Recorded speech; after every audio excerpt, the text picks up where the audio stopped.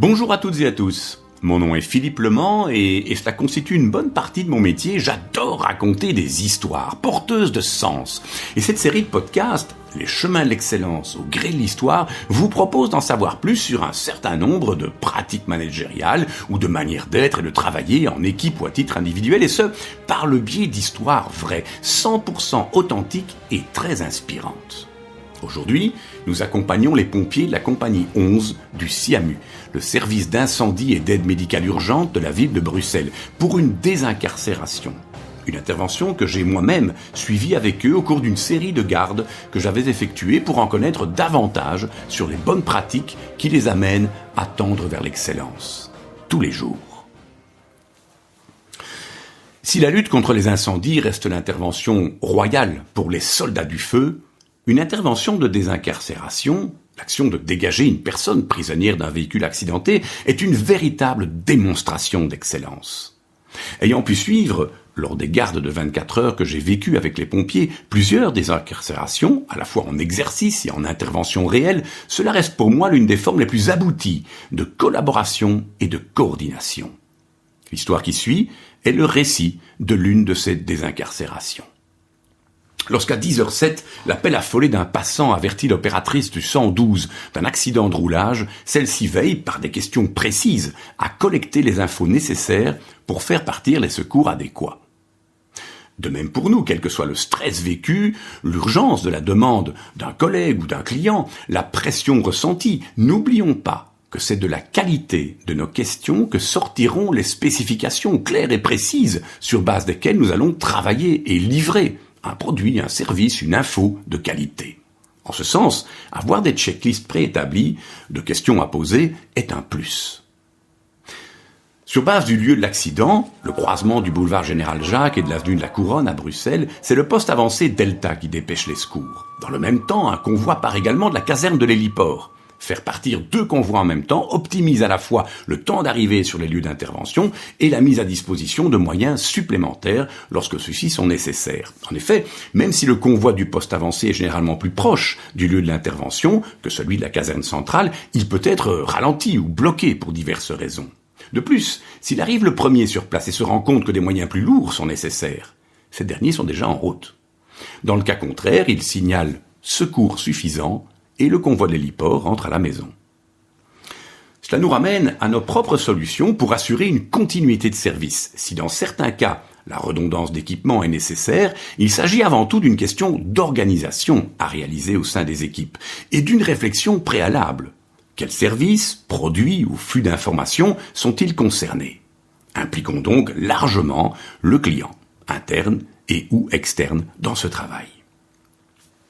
Arrivés sur place, les pompiers du convoi Delta constatent que 2 véhicules se sont heurtés au milieu du carrefour, bloquant les voies de tram ainsi que la circulation. Le passager d'un des véhicules est sorti de la voiture et se tient la tête, mais la conductrice est bloquée à l'intérieur. Sur base des informations récoltées par le 112, les pompiers ont déjà pu partir avec un scénario préétabli. Accident de roulage et désincarcération répondent à des canevas connus et longuement répétés. Dans notre quotidien, si nous avons pris le soin d'établir des scénarios correspondant aux cas de figure les plus souvent rencontrés, et les répétons régulièrement, nous ne serons pas pris de court le jour venu. Et surtout, assurés du canevas général des opérations, notre attention peut se porter sur tout ce qui fait sa singularité. La singularité de cette demande client, de ce problème de flux entrant, un réseau défaillant, une rupture de stock, une perte d'énergie, des pièces manquantes, l'absence d'une personne clé, etc. La toute première priorité, dans leur métier comme dans le nôtre, est de s'assurer de travailler en toute sécurité. Dans leur cas, les services de police n'étant pas encore présents, les pompiers vont se protéger en plaçant une autopompe entre d'une part les voies de circulation, où s'agglutinent de nombreux véhicules, et d'autre part la zone de travail autour du véhicule accidenté. C'est pour nous aussi une vigilance à avoir en continu. Placer le camion comme rempart répond également à la seconde priorité, sécuriser le périmètre. Il faut à tout prix éviter que le problème ne s'aggrave. Dans ce cas-ci, en évitant que d'autres véhicules ne viennent s'emboutir sur les lieux de l'accident. C'est ainsi qu'un pompier place rapidement des cônes de sécurité sur la voie publique. C'est aussi le débranchement de la batterie, la pose sur le volant de la voiture d'un dispositif permettant d'éviter l'ouverture intempestive de l'airbag, si c'est pas déjà déclenché. Des cales sont également placées sous le véhicule, puis les pneus sont dégonflés. Cela assurera pour la suite une plateforme de travail stable. Et là encore, cela nous parle dans notre quotidien. Peut-être, face à un problème, sommes-nous trop prompts à essayer de solutionner ce dernier, alors que notre première préoccupation devait être d'éviter qu'il s'aggrave. Et cela revêt beaucoup d'aspects. Une communication rapide et adaptée, par exemple, permettra d'éviter ou de limiter la propagation de rumeurs, bien plus graves que l'incident lui-même. J'assiste alors à un véritable balai, se déroulant sans faille. Tandis que le camion est placé en travers de la voie et qu'un pompier place des cônes, 2 autres éteignent le feu du moteur de la camionnette et un 3e se place à 2-3 mètres du moteur de la voiture avec une lance d'incendie à la main et un extincteur à ses côtés pour prévenir le feu. Dans le même temps, les pompiers descendus des ambulances des 2 convois, ce sont des pompiers qui arment les ambulances du 112, s'occupent de la victime et posent un premier diagnostic, arrivant à la conclusion qu'il faut appeler le SMUR, le service mobile d'urgence et de réanimation. Aussitôt, le VMI, le véhicule d'intervention médicalisé des cliniques universitaires Saint-Luc, se met en route, armé d'un médecin urgentiste et d'un infirmier SISU, pour soins intensifs et soins d'urgence. Cela n'est possible que si les personnes et les équipes impliquées possèdent, et j'insiste sur le mot possèdent, toutes les compétences requises, via les formations nécessaires, et les pratiquent régulièrement, d'où l'importance des exercices. Petit coup d'introspection. Possédons-nous, ainsi que les membres de notre équipe, cette fluidité résultant d'une expertise acquise et entretenue, et ce pour tous les processus de travail dans lesquels nous sommes ou pouvons être impliqués? Cette maîtrise suppose un intense travail de collaboration et de coordination avec les autres services appelés à travailler avec nous. Dans le cas de la désincar, nous avons déjà évoqué les équipes du SMUR, dépendantes des hôpitaux. C'est également la collaboration avec les services de la police et les responsables dépêchés sur place par la STIB, les transports en commun bruxellois, pour évaluer la manière d'assurer la continuité de service malgré le tram bloqué. Regardons nos processus de travail. Nous ne travaillons plus seuls. Il est probable que pour chacun de nos processus, nous travaillons avec d'autres, à qui nous devons tendre la main et desquels nous devons comprendre le métier, les contraintes, les demandes, de même qu'ils doivent connaître les nôtres. Nous sommes là résolument dans une démarche transversale. Mais voici le moment où l'écureuil fait son apparition. L'écureuil, c'est un pompier, généralement pas le plus grand et le plus costaud de la bande, qui va se glisser derrière la personne accidentée via le pare-brise arrière ou les portes latérales. Son rôle est capital. Il ou elle va sécuriser la victime en posant une minerve autour de son cou, mais surtout lui parler. Un propos rassurant et continu, tandis que les opérations de désincarcération se poursuivent, même si la victime paraît inconsciente. À partir de l'entrée de l'écureuil, la victime ne sera plus jamais seule. Des lieux de l'accident à l'ambulance, de l'ambulance aux urgences de l'hôpital, il y aura toujours quelqu'un pour lui parler. De notre côté, nous assurons-nous d'une communication avec nos clients, le client étant simplement le suivant dans le processus, celui qui reçoit le résultat de notre travail, et ce, dès la prise en charge de leurs demandes, et ce, de manière continue. Cela suppose de notre part une éducation de nos équipes, à l'empathie envers nos clients, internes et externes. Retournons sur le terrain, où cette empathie trouve justement une nouvelle forme. J'avise le lieutenant de pompiers, le lieutenant Lambert. Il a évalué la situation, s'est assuré du bon déroulement des opérations et de la coordination avec la police et la STIB. Je le vois ensuite se tourner vers un homme, qui à quelques distances du véhicule a l'air tout perdu. C'est le passager de la voiture. La victime incarcérée, c'est sa femme. Le lieutenant lui parle, lui explique ce qui se passe, ce qui va se passer ensuite, à quel hôpital sa femme va être envoyée. Le monde pourrait s'écrouler. Il est durant ces quelques minutes tout entier à ce monsieur.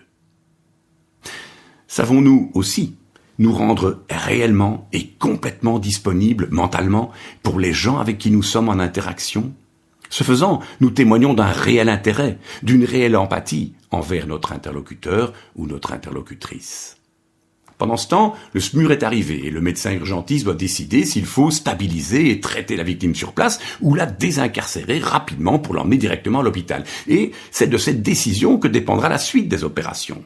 Le choix est fait de la désincarcérer immédiatement, ce qui suppose de transformer la voiture en décapotable, c'est-à-dire d'enlever le toit pour extraire la conductrice. Une fois de plus, compétences, exercices, expériences vont payer car il faut manipuler avec précision, vitesse et douceur des outils puissants et lourds, les écarteurs et les cisailles. Une plaque en plastique est placée entre le pare-brise avant et la victime afin de protéger celle-ci des débris de verre. La qualité se vérifie dans les détails. Le toit est maintenant découpé et posé à quelque distance. La victime est prête à être dégagée. Je vois alors plusieurs pompiers saisir la planche Olivier, un plan dur permettant de sortir la victime de la voiture. Et en voyant toutes ses mains levées portant la planche, c'est l'équipe qui prend là tout son sens. Ensuite, l'ambulance se dirige à grand renfort de sirène vers la clinique Saint-Jean où la conductrice sera transférée aux bons soins des membres du service des urgences. Revenons sur les lieux de l'accident. Tout est fini ? Pas tout à fait. Le travail se fait jusqu'au bout.